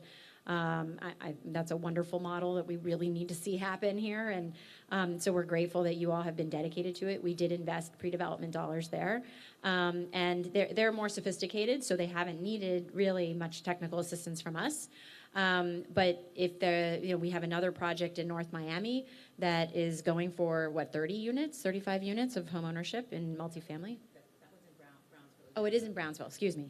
Yeah. Yes. So we have another developer landowner that owns a property in Brownsville. She just cleared probate, and she wants to be able to have a home ownership model. The county has identified that her concept as really powerful, and has identified 2 additional lots that are adjacent to her site to be able to figure out how she could develop all 3 that would generate about 18 units that would lead to townhomes for homeownership. And so when we're thinking about the different models, we are delving into new ground, but this is a developer that we worked with in North Miami. She has a 20-unit project that is rental, that is on its way. She really fought hard for that capital stack. We've been working along with her to be able to address this new build. And then as she's getting this one off the ground, she also has this other property in Brownsville that she's going to be focusing on home ownership. So we have a continuum of individuals that maybe aren't really, they just want to be able to develop their property and never think about development again. But there are others that are really honing in their skill sets about becoming developers within the communities that they live and own in. Here in Little Haiti, though, the focus would be mostly on existing buildings. I mean, it doesn't have to be. When we're thinking through the idea of who owns a lot and what's the concept, out of the gate, I've already heard that there's one that's a rehab, right? You had conveyed that there are some some funding sources that you get a lot of concepts, and how best to be able to figure out how you leverage what you would like to invest with the support that the community would need to be able to navigate those waters. That we have to assess what the pipeline is within the community. We are doing that preliminary research as it relates to our model overall, and we want to be able to work with you if you find this technical assistance and support vital to be able to realize some of these experiences. How can we work together to identify the projects that you think should be prioritized? Yeah, I'm only asking that question because sometimes the existing housing, it can be renovated, it's quicker, it's faster, we get people in, safe places, good housing, and it's not at the huge mountain you have to climb for, a ground up, fresh, brand new building. So that's why I'm asking if the, main focus, at least here, if something new and, there's 30 units or 50 units, wonderful, but there's a real need here for good, safe, affordable housing. 100%, and the preservation of affordable housing is a really important pillar of Miami Homes for All's work. So if what you all decided you wanted was for us just to focus there, that would be great too. We would embrace that. Things change here on a daily basis, a weekly basis. It's moving at lightning speed here. So, and my last question is that what is the exchange for the property owners? Are you working with covenants? What is the exchange in order to keep these things, long-term, these units, these projects, affordable? Sure. So we've had service agreements and contracts with the property owners that have initially they were about getting a commitment to apply for subsidy that would then come with a covenant. And then with the pre-development grant dollars that we invested, then we did, right, Lisa? Actually, I should have let you answer this. You know this, I do better than I do. No. So then within the pre-development grants, we said you don't, it's a grant unless you don't apply for the county subsidies or the other subsidies that come with the covenant. And so if you end up securing that covenant, then you're good to go, no other requirements from us. But if you end up not applying, you move forward and you've taken our grant dollars, it has to remain affordable or you have to pay us back. Okay. Yeah. And is there things that are lower? Are you, you were mentioning, and it seemed to be hovering around the 80% AMI. Is there things that maybe are, ultra low? And, here, the average income is not what it is in the Right. rest of Dade County. So, sometimes there has to be more of a sliding scale here in Little Haiti. Yeah, I mean, it's definitely a priority for Miami Homes for All. I think we're trying to thread a needle with property owners because, of course, mission and profit are 2 ends of a linear spectrum. So we are dealing with kind of upfront with property owners that understand that, and we talk to them like really very openly. We're like, look, if we want to help you realize, value on this property or grow it, but we're asking if you'd be willing to trade off a bit and give back to the community in the name of affordable housing. And so they all they all do affirmatively agree to that up front. And then it's really a matter of what is the capital model? And again, it's not always the most palatable, thing. And I'm not always saying things that people want to hear. But if we can get the subsidy, and if we can get philanthropy, right? But if there are basically sources of free money that can help them build it, then it's cheaper, and then we can get to deeper affordability. So the Starks are actually getting to deeper affordability than we initially asked them to commit to, because our initial funder was looking for about 51% of all units being below 80% of the median income, and then we said, okay, well maybe up to 49% could be up to 120% of the median income. I'll tell you that personally, I'm not super satisfied with that 120, right? That's not the heart of the problem. And 100%, the neighborhoods we're focusing on, they're not earning, most people are not earning 80% of the median. $90,000 a year. Yeah, exactly. So we would like to do the hard thing, but we also we're learning about what's realistic and scalable. So I think and then we also want to respect, we want to have some respect for what the property owner is trying to, what their goals They have to be are. able to pay their debt, to Yeah, live, so there has to be, that's why I asked, what is like the exchange? It There has is to a be give and something in it take, and for we them. do it bespoke. It's like that's a conversation we have with that one relationship. I don't know if you want to add anything to that, Lisa. I think what we've learned is to be able to get there with certainty, there is such an extreme level of advocacy on our end to make sure that they secure as many subsidies as possible. Thus far, you reflect upon the projects that you will hear about next time we come back, and you will see that it doesn't seem necessarily realistic in regards to how it could be scaled on many projects. And so there are solutions at a systems level that we're working towards. Miami Homes for All is leading the charge in what they're calling a funders collaborative that's bringing funders, financing entities, philanthropy, even maybe the trust could be at the table to being able to figure out how best to leverage and develop capital stacks that do have to get paid back, but are at low interest rates that contemplate the priorities that are emerging. And so trying to be able to understand that what we're trying to do is scale. But if we're going to scale, it can't be all fully subsidized. And so in being able to figure out how people can draw down on lending, but in a way that's realistic, we're also trying to work through that model. And whenever we tap into individuals that we're working with, we want to be able to partner and learn with you as well. Thank you. Thank you for your presentation. See you next month. No problem.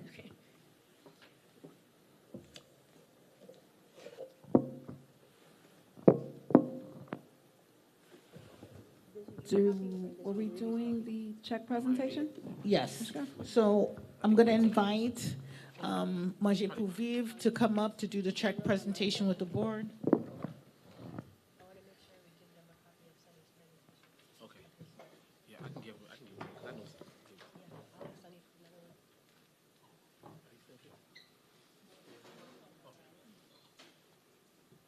Ms. Lord, he has something for, he's gonna.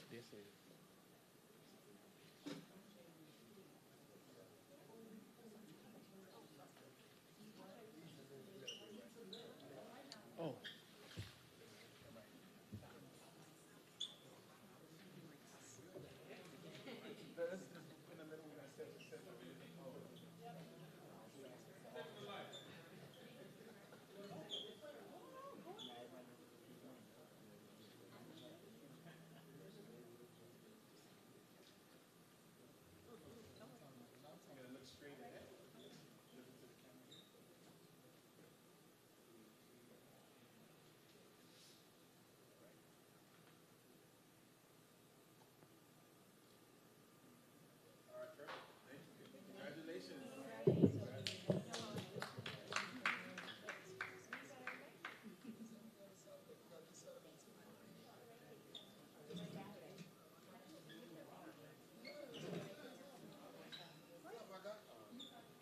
Congratulations, ladies.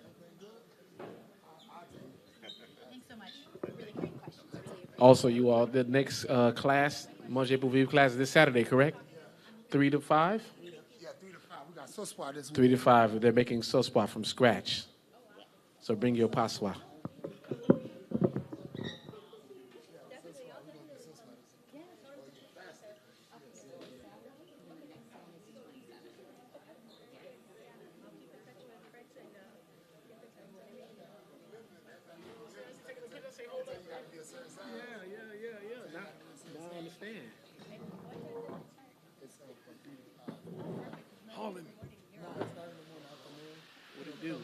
still got more business to do, right? Yeah, we got 2 more classes left. Yeah.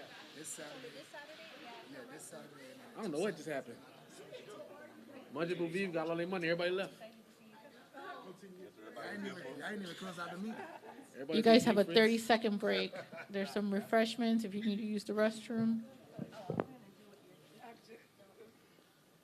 You know.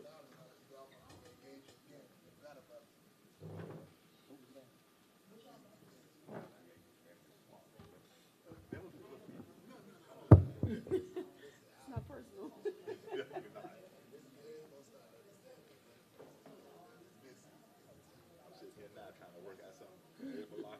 Look at him.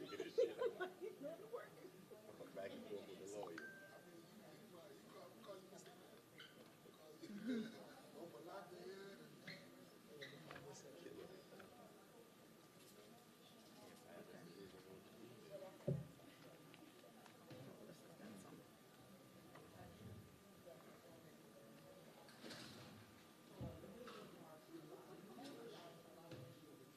There go the poppies. The poppies. Look at that. Oh. This guy was like having dementia because he swore he knew me. I didn't know that guy. He was so happy to see me. I'm like, no, I don't know you. But that was my best friend that day. Oh. He just kept staring at me like he knew me. He might know me. Whenever you guys are ready. We're ready. Alyssa's on her way. Okay. So I think we're going to go to legislative items.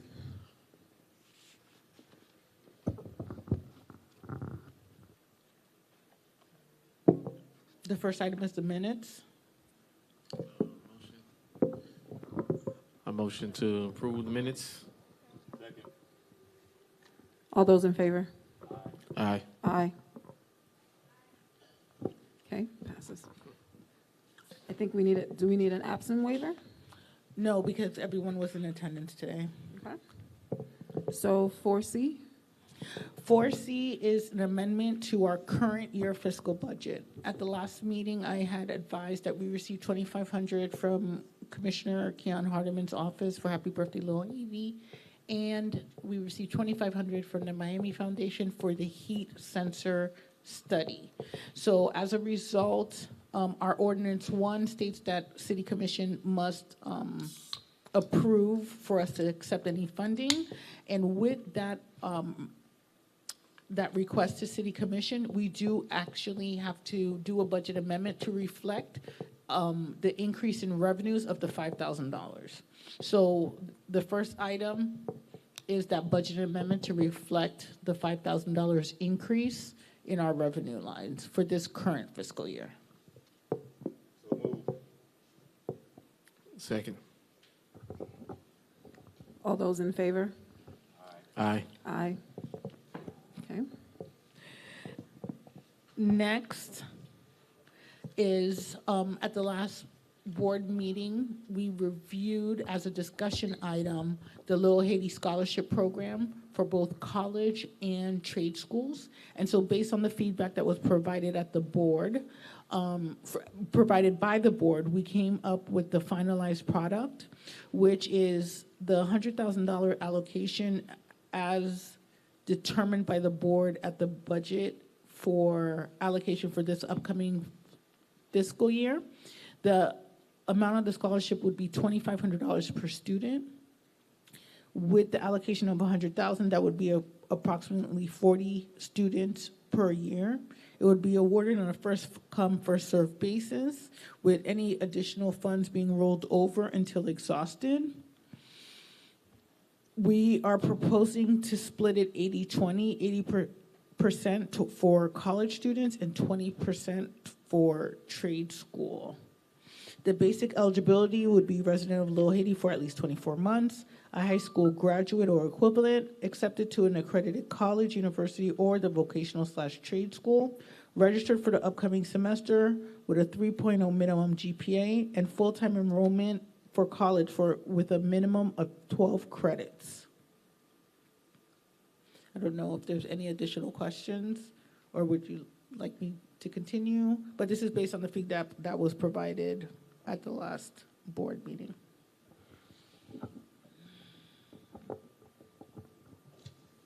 any questions? Go ahead. I don't have a question, just one directive that we come up with some sort of outreach plan for it. Oh, yes. Otherwise, I support the item. Okay. The item. Are we sure that we want to make it only for full-time students? Or would we be okay making it for people who register for at least 6 credits? Because, not everybody can go to school full-time and, people have to work, and that was something that came up the last time, so I don't know, I feel a little bit strongly about just making it for full, 12 or more credits registered. But I'll go with the will of, how everybody feels. I mean, I was the sponsor of this illustrious item. It was taking into consider my experience of being a kid, of being away, and having to take care of everything. And I just think those funds really go further when the kid is like kind of more independent. So I would say full-time. It's for more full-time based, and I'm fine, standing by that.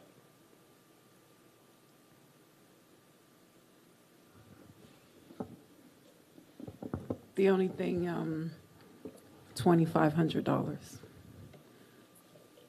is a concern of mine. I just really think, to me, the price of school, it's just not a lot. And I think if we can have an impact of possibly 5,000 with less students, I mean, we're still providing a scholarship. So that would be my only thing. But if the board wants to go with $2,500, I'm okay with that. Pricing of school is getting very, very expensive.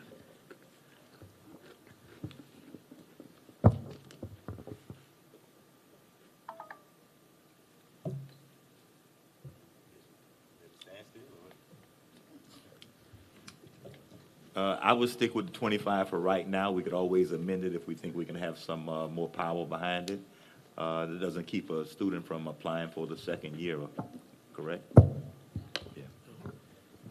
So I'll move the item. Yeah, I second.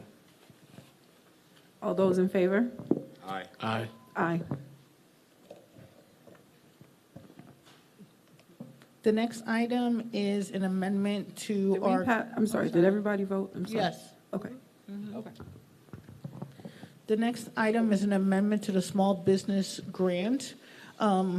We are bringing back the grant program manual, just because we are fleshing out some process and procedures, especially when it comes to dealing with payment directly to the contractor. So what we did was we established the payment schedule. We've established or actually utilize similar forms that are used by the city of Miami when you're dealing directly with the contractors in order to ensure that the contractors are held to a certain standard when they're doing the work. So in our previous rendition, it was mentioned that payments can be made but to the contractors, but there wasn't a process or procedure. So now that we're going through these grant applications, we've been able to establish that. And so we would like to do an amendment to include that process into the small business grant manual. Could you locate where that is? What page? Oh, I'm sorry. Yeah, I'm in 4E, but it's a lot of pages. No, Oh, just but the tab that says Oh, 4E. I apologize.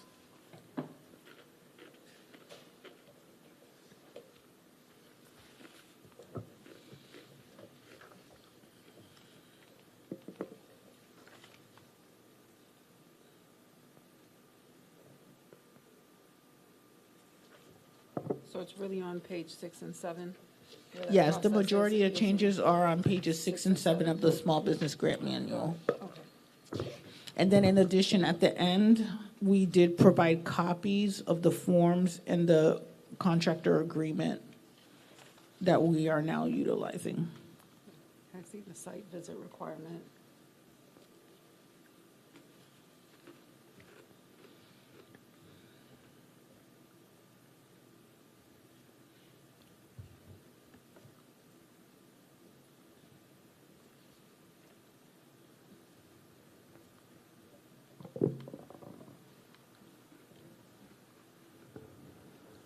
Do we have a motion? Second. I'll second. Any questions before we vote? Good to go? Okay. All those in favor? Aye. Aye. Yes. Thank you. The next item is the CEO report. I'm going to try to go quickly. We are still in the process of working on updating our website. Similar to what we did tonight, we had the graduation of the Strong Fathers, Strong Families course that is put on by Catholic Charities. And we thank our vice chair for attending that graduation. We also graduated our second cohort of the financial literacy course that we have with Catholic Charities. As far as outreach events and programming, the trust attended Chairwoman King's business link up on the beach that was held at historic Virginia Key for the closure of Black Business Month. This past weekend, we participated at the New Page Emergency Preparedness Community Fair that was held at the Tabernacle Gory. New Page is a coalition of community organizations that are trying to teach residents about being prepared for hurricane awareness. As far as programming updates, in partnership with the Little Haiti Cultural Center, the trust is supporting compa classes at the Cultural Center on Saturdays. That is held every Saturday here from 1 to 2 p.m. For this month, our open house series, the topic was using AI for small business. So we partnered with a tech organization and the Haitian American Chamber of Commerce that was held this past Wednesday here at the Little Haiti Cultural Center. I have an update as far as the construction training. I was able to secure a quote from Miami-Dade College to provide the construction training programs. They, on the next page, provided prices for 3 different type of programs for plumbing, electrical, and HVAC. The courses would have to take place at Miami-Dade College North Campus, but they are willing to work with us directly to solicit the students, put a group together, and then be able, according to our schedule or timeline, put the class together. So the classes vary depending on which program or track, how long it would be, but we are finally able to have the prices. I know that we've been trying to work on this for a while. This is like the 4th provider that we've been able to contact, so I'm happy that we've been able to get this far. And so I will be setting up a follow-up meeting to determine, first, just doing a lot of outreach to gather the interest of residents as to which track we would begin with. So we'll be working on that, and I'll provide an update at the next meeting. And just, if you could go backwards, Joanne, really quick. Sure. The premise was really for, who was paying for this, the trust or? The trust, because Magic City has a requirement in order to use a percentage, but to make diligent efforts but there's no requirement on their part in order to provide any training. So their monies is provided to the trust, and one of our responsibilities is community education. Understood. Okay. I have a question, if I may. Yeah. Thank you. Is there any chance that this could possibly be held at the Meek campus, which is right here on 7th and 62nd of Miami-Dade? Oh, the Carrie Meek? That's a question that I would have to ask them, whether or not they would be able to do that. I don't know. Sometimes with some of these programs, due to there's a certain portion, right, that is the book, Yeah, and then there's like hands-on that requires equipment and things of that nature. So I think that's why they said it wasn't possible for them to do it here. But because we do know they have the carry meet, I can request. Yeah, I can understand if Yeah. maybe it needs to be on a Miami-Dade facility Yeah. for insurance reasons or whatever, but maybe it alleviates some of the traveling if, the book part can be here, we can maybe figure that out. If you can ask, that would be Yeah, awesome. I will 'Cause that's so close by. Okay. Yep. Is there any other questions? No. And then I'm gonna skip the small business grant because we have a total separate presentation that we'll be going over. As far as financial update, we already went over that, which is the donations that we received, and then, of course, you have your financial report.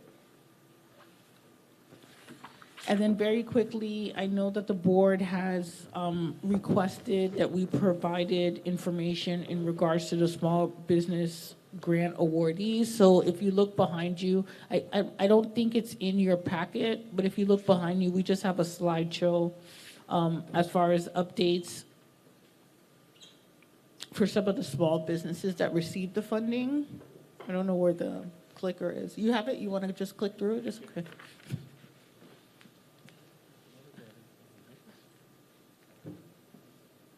You can go to the next slide. The next one. Update. So we have photos from Library Mapu Bookstore, who received $10,000.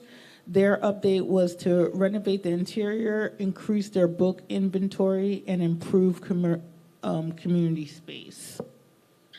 Next. Morningside Physical Therapy was also awarded $10,000. They received the monies for enhanced therapy equipment and expanded treatment areas. Keep going. Ferdinand Variety Store, which is located across the street, received $10,000 to expand their product range and improve their store layout and also website updates. So they were able to create an actual website where you can purchase items. The next one is 3x3 Botanica, who also received $10,000. They installed new shelving units, provided the business with additional space to display and organize the merchandise. That's what their funds were utilized for. And then next we have Raj Joestar's Barbershop that was also awarded $10,000. They did interior upgrades and purchased equipment and supplies for the barbershop.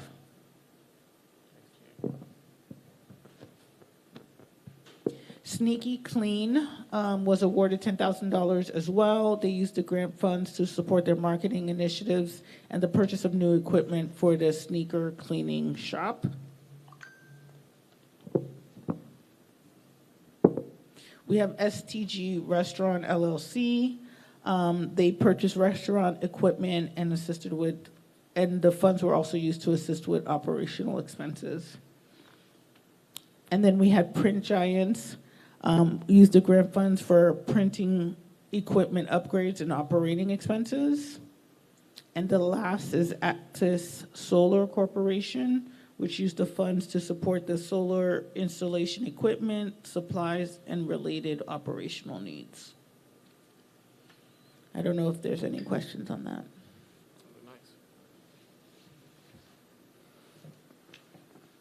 If not, so I'm conclude my report. Thank you. So I think there was just one last agenda item, and it was the performance evaluation. While it should be yearly, we did a 2-year performance evaluation.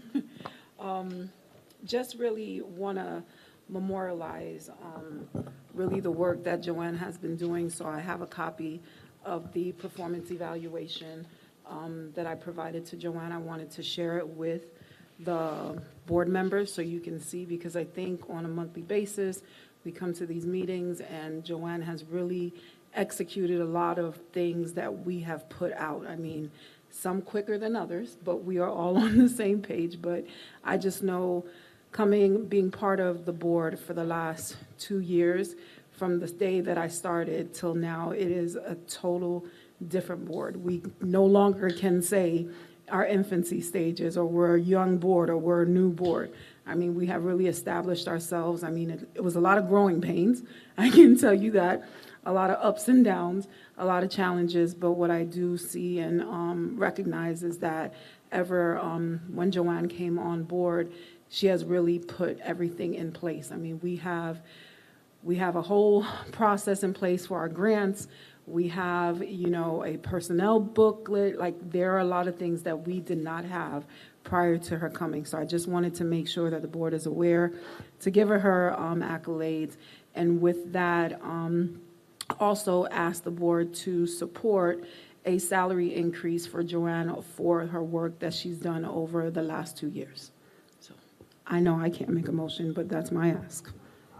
Is there some thought of that, what that would be? 'Cause I have a thought, so I don't know if anybody else has a thought.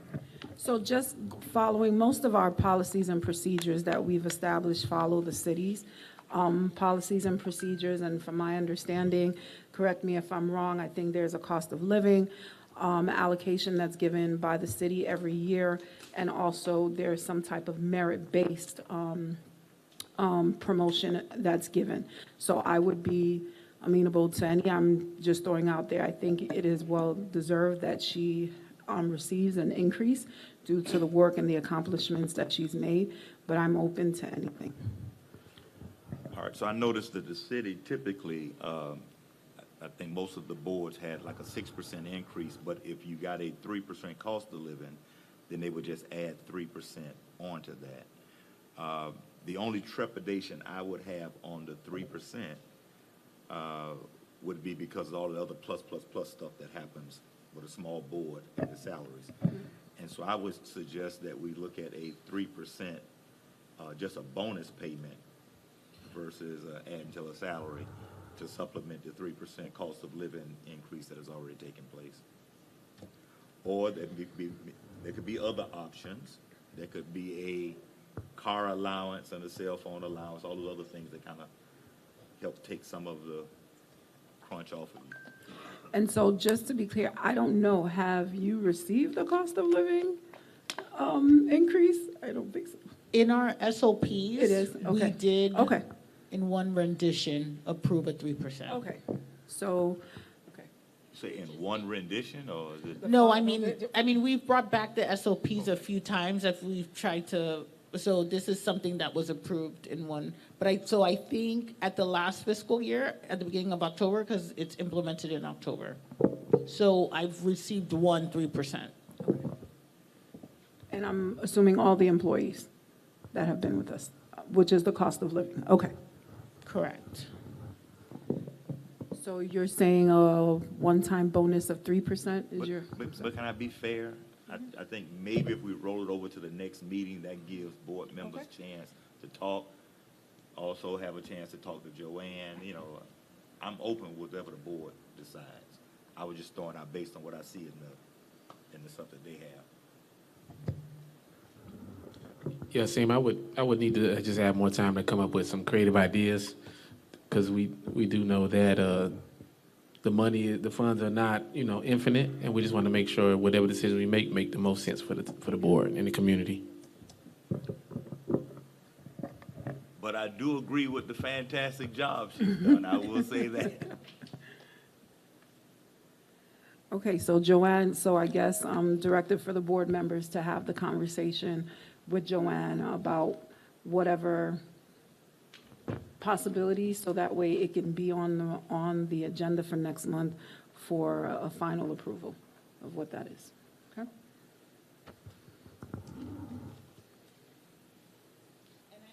One more discussion item before you go home today, which is that we have, as I have stated in the past, we did contract a company called Urban Impact, which helped to work on our strategic plan. So I'm happy to report we have a new rendition.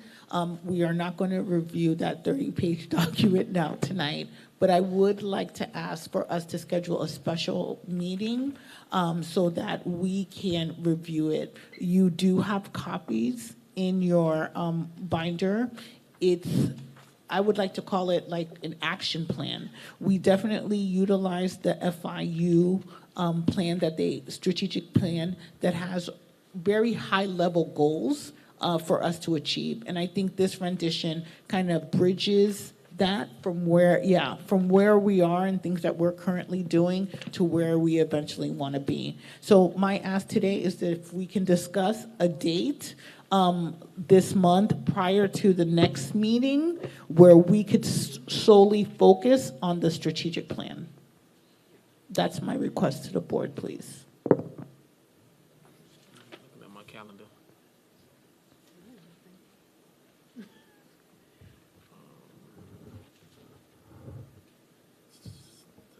16th is clear. When September? Let me get my other phone. 23rd. Put the 23rd from 6. Tuesday the 23rd, is that open? Normal time. Tuesday 6 to 8 to do a special meeting for the playbook for the. No, it'll be in 2 weeks. Oh, I was just talking amongst the board. Putting out a date of possibility the 23rd from 6 to 8. That's in 2 weeks. 23rd might be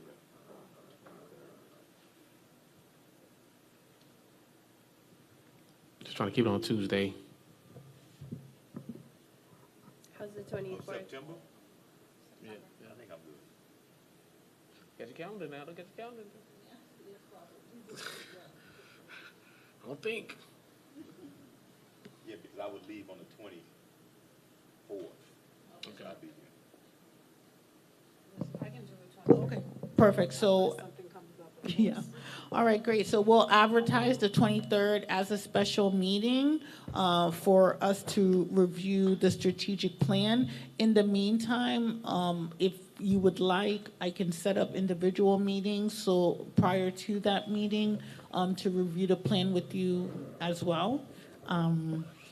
For any board member who would like to have one-on-one discussions in regards to it. Through the chair, could we have somebody from city's planning staff here? Because Yeah. that's part of the problem is we refer heavily to the design guidelines, but we don't have a path forward for them. Yes. We don't have a board to deal with them. We don't have staff. We don't know in what department, what area of planning and zoning they're going to land. So it would be great if we could have someone from planning here that can help guide us and that, these need to be submitted. The Planning and Zoning Board will be responsible for reviewing these projects. Okay. Little Haiti Trust reviews them first, then they come, before the Planning and Zoning Board for approval and implementation. There has to be some, buy-in here, some connection with the city, because if not, it's just, can you please do this? Yeah. Can we do, it's not, so to get this moving before any other projects come up, and, we're really caught between a rock and a hard place, where if somebody really feels strongly that they don't want to do something, or they want to do something out here on Northeast Second Avenue, at this point in time, we don't have a leg to stand on. So I think it should go hand in hand, and we should have the city here to partner with us, since they're the final say-so on the zoning code and everything. Okay. Yeah, I think that would be kind of, to get this done by the end of the year. I think that that would kind of help it along a little bit, that they're engaged. We're not going to them after the fact, that they're hearing everything up front. Okay. I'll make sure to have that done. Thank you.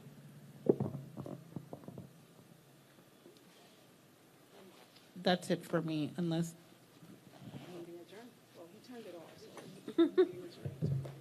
Thank you.